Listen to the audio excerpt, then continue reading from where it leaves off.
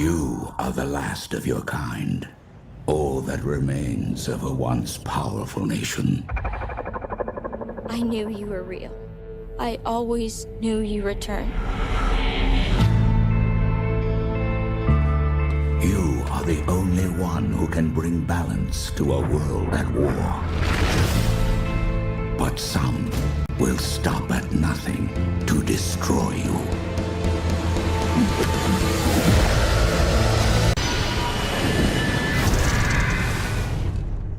And we all need him.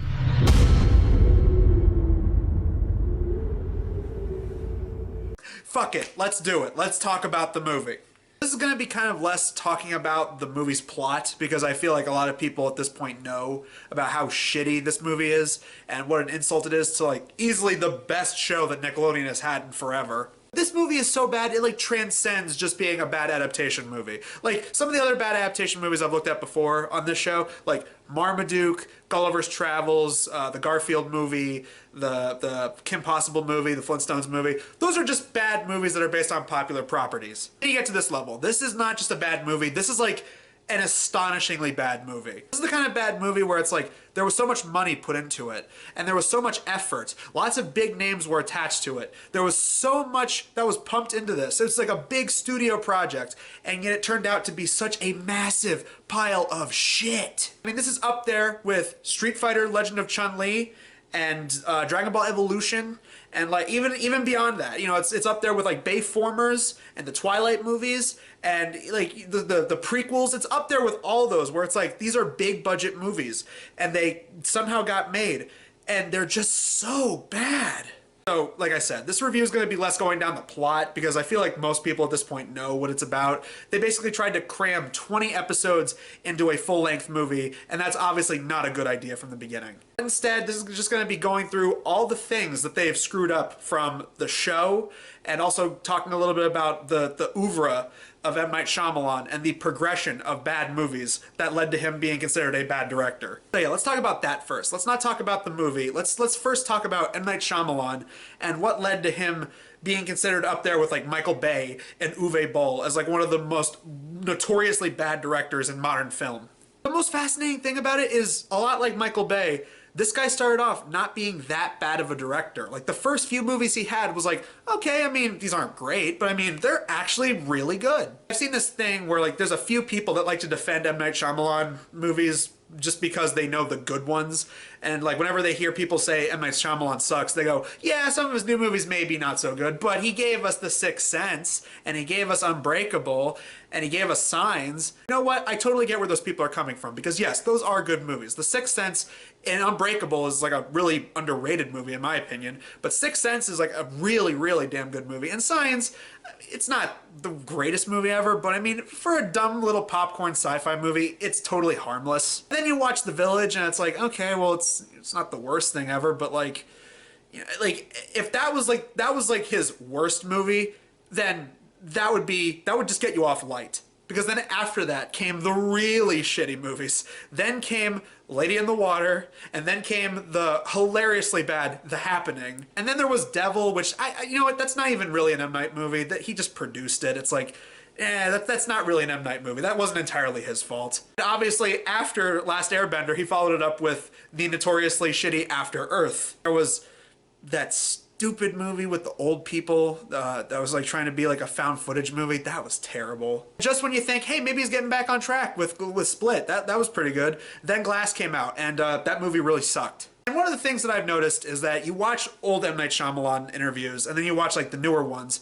He seems like he's not even the same person. And back then he felt like he was a lot more down to earth. He was like an up and comer, and he seemed like he had a lot more passion going into what he was doing. And you watch the newer ones, he just has like this like weird, phony corporate, like he's trying to be like buddies with the interviewers, and he just feels a lot more phony now. It doesn't feel like the same person. It feels like, you know, this is years after being welcomed into, you know, the movie industry, and now he wants to be buddies with everybody, and oh yeah, I direct some bad movies here and there, but you know, come on, I'm just such a fun-loving dude. Now, apparently he took this movie because he wanted to do it for his kids, because he apparently loved watching the show with his kids. His kids were really into it, and, you know, the show was very popular at the time, so he wanted to try and, you know, get into it. Nickelodeon was involved. It was the same studio. And keep in mind, this was when the show was still on TV, so Nickelodeon was like, oh yeah, sure, we can totally make this into a live-action movie. You can be the director, and on top of that, he also got the creative staff from the original show involved. So it seemed like, okay, well, who knows, maybe this won't be that bad. But then the movie came out, and it really, really, really blows. It's kind of like a bigger budget version of the Kim Possible movie. It has a lot of the same problems there, where it's like, it's made by the same studio that made the original show, and you even have the creative staff involved, which I didn't even know that at the time of doing the review for the Kim Possible movie. Yeah, the people that the two guys that created the show worked on that movie. But you know what? That movie's biggest problem is that it was just a really lame TV movie. This went to theaters. People had to pay money to see this at the time, and holy shit, this one is worse. So the plot is basically just the first 20 or so episodes put into a feature film, and what this movie suffers from is that it does a lot of the things that make really bad modern movies based on popular franchises like cartoons really suck. One of the many things that sucks about this movie that's on display is the acting. And okay, yeah, sure, you have like young actors, you have kid actors on display here, and maybe they're not the most experienced, but holy shit, this is like Jake Lloyd levels of acting. This is up there with like Jake Lloyd going yippee and you know, this is tense in the Star Wars prequels. It's that level of like, wow, that doesn't seem like a kid actor. That feels like a kid they decided to put in a film. It doesn't help that it feels like they're being directed like a bad M. Night Shyamalan movie. They do that thing that they do in like The Happening and like all those other films that he's done recently that are really shitty, where like the way they talk, their eyes are really wide and they're talking like they're just amazed by everything that's in front of them. They do those weird like camera angles where it feels like the camera's like right on top of the actor, like you're just expecting the fog from their breath to go on the lens. It's really weird camera positioning. I need to tell you something. On top of the bad kid actors that they got to be like Katara and Sokka and Aang, on top of that, you've got the Slumdog Millionaire guy playing Zuko, and he's the closest to getting to the character, the closest, but even then he sucks at it because it's like, the character in the show has this horrible burn on his eye, and it's like, it sticks out like a sore thumb. It's like, it's supposed to define the character. It's one of the things that shows the character's struggle, that, you know, he was beaten and burned by his father because his father looked down on him. But this movie, it looks more like, I don't even know, it looks like shitty makeup. That's what it looks like. For some reason, Shen in this movie is played by like Asif Manvi from The Daily Show. Like, what was that? Lots of really stilted dialogue, again, like in the prequels and in Bayformers and the Twilight movies is on full display here. Which, speaking of Twilight, it feels like they tried doing a thing where they tried to have like this weird budding romance, this forbidden romance thing going on between Aang and Katara, which, like, okay, yeah, there was a bit of romance in the original show, but like, it feels like they tried making it like forbidden and angsty, and it's that thing that they do with a lot of these like live action remakes where they try to make it realistic and, you know, ooh, the characters are brooding and edgy. It's like Zack Snyder before Zack Snyder, because they tried adding like rules to it. They tried adding like, oh, well, you see, in this movie, the firebenders can't actually conjure fire from their hands like they did in the show. No, only like super advanced level firebenders are allowed to do that. Here, firebenders are only able to access fire that's around them. It's like, why would you take something like that from the show that's like a crucial, quintessential part of these characters and like alter it like that? That's not a good adaptation. Why would you try to make something like Last Airbender, which is like very, very, very much based in fiction, and then you try to make it realistic? It's fantasy, numbnuts. Feels like they just kind of like cherry pick things from the original show in this movie. Like there's this weird part that keeps popping up where Aang sees visions of a dragon. And it's like, I remember there was like one episode where he saw visions of a dragon, but that was just like flashbacks that could explain origins of another character. It wasn't like a thing that was all throughout the show. So I don't know why they tried to treat it like that. The Avatar. Where have you been? It's obviously the notorious part with the girl with the penis hair, which is like easily the most memorable thing about this movie. It's like, okay, you cannot tell me that someone working on this movie, director, casting, whatever, you cannot tell me that people on set or in the editing room, you can't tell me not one person sat there and went, yeah, that doesn't look right. Anyway, the girl with the penis hair and Sokka, I love how they tried making it like they have a relationship, and like it's the closest thing to like a romance, like an actual romance you're gonna get in this piece of shit. But there's a part where they're talking, and I swear to God, again with the Star Wars comparisons, it just reminded me of Attack of the Clones when Anakin was talking about how he doesn't like sand because it's rough and coarse. That's what it was reminding me of. When there is some safety for all of us, I will come visit our sister city in the Southern Water Tribe and spend some time in your home. That would be great. But I warn you, my grandmother will ask you a lot of questions. Going back to the whole complaint of them trying to be edgy and serious and realistic, they pretty much cut the humor from the show, and I love it because when they try to be dramatic, then it just makes the movie even more comedic because, oh my God, their stilted attempts at doing dramatic dialogue suck. That's one of the weird things about it. It's like, if you're gonna do a movie based on Avatar: The Last Airbender, like, why cut the comedy? The original show, in a way, is a lot like Teen Titans, the original Teen Titans on Cartoon Network. In a lot of ways, those shows are very similar because they're both inspired by anime with the art style, and they were also really good at balancing, you know, good character studies, good action, good character drama, and also really good humor. No, in this movie, like, there's no comedy to be had, except there's these, like, the times they do try to be funny, it's just dumb. Like, there's one part where they end up having they're walking through the woods, and this little girl bounces a rock off of some guards, and the guard's like, that kid was bending stones behind a tree and it hit us. It really hurt. He was bending tiny stones at us from behind a tree. It really hurt.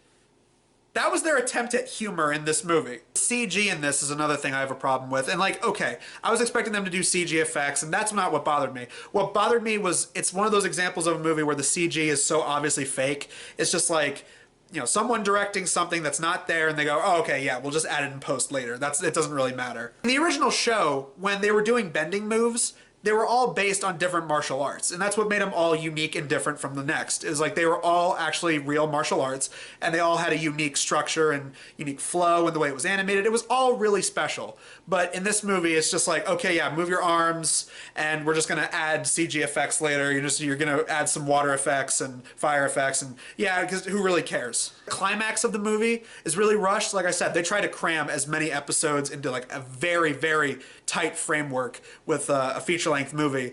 So yeah, they just like rush through the climax, and I love how like just 4 nameless waterbenders are the ones that defeat the bad guys, and oh yeah, and then Aang sends off a giant wave and defeats the bad guys. It's like, oh, all taken care of like that. Oh yeah, and then they have this fake out cliffhanger ending where, oh, they set up Azula's whole part in the story, which is very just comical like the rest of the movie, and not threatening at all like in the original show. You must stop the Avatar from mastering earth and fire. You must give us the time to get to that day. Do you accept this unspeakably important task I'm putting in your hands?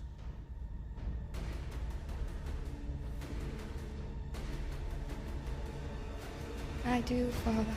Say what you want about the fake-ass cliffhanger from the end of the Mario Brothers movie. Mario Brothers has more merit than this piece of shit. I don't know what to say, honestly. This movie is one of the worst movies ever made.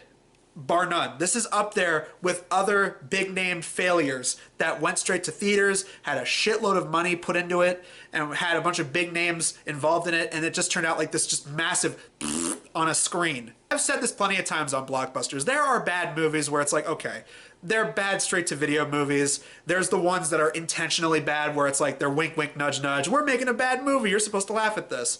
And then you got the ones where it's like, okay, they were trying to make a real movie and failing, and that's what makes them funny. But I don't know what it is. There are these movies, the big-budget blockbusters, where they put so much money, so much work, so much effort into them. And the fact that they turn out as bad as they do, you know, like I said with all the other comparisons earlier, the Bayformers and the Twilight movies, like, yeah, are they easy targets to hate on even to this day? Yeah, sure, they are. But does that make them suck any less? You actually watch these movies? No, they still suck. I don't know if this is something that just got lost in translation. I don't know if like M. Night Shyamalan wanted to make a good movie, but there was just too many cooks in the kitchen and something went wrong. Or M. Night Shyamalan's incompetence just got in the way and it actually was his fault. I don't know who to blame. But all we can take away about Last Airbender is one concrete thing, and that is it sucks.